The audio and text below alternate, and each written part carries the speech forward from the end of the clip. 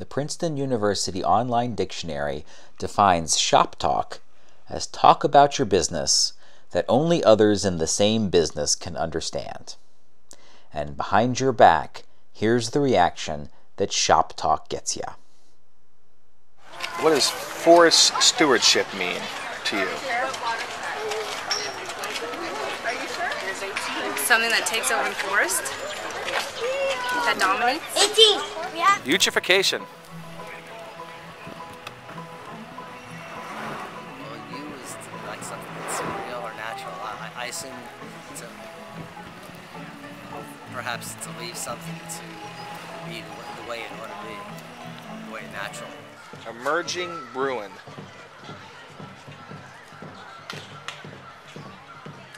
Nothing. Got nothing. Bear coming out of hibernation. Oh.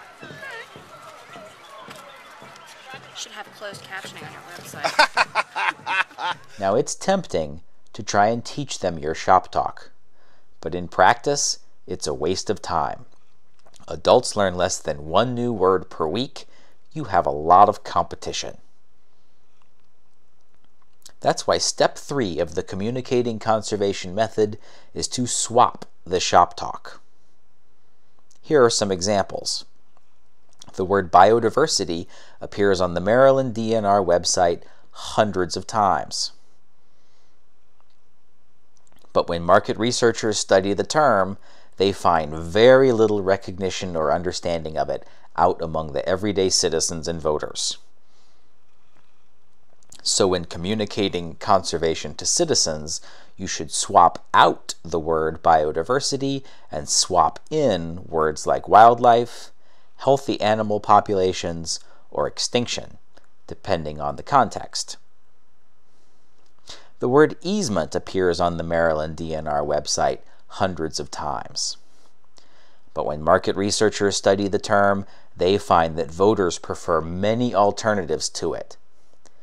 They prefer words like land preservation agreement, conservation partnership, or land protection agreement.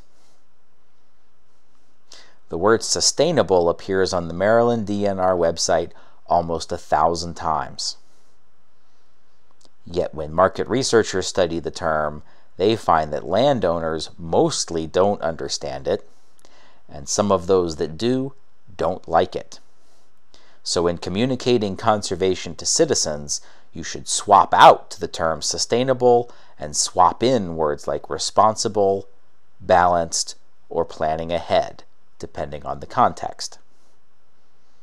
When market research isn't available, try the grandmother test.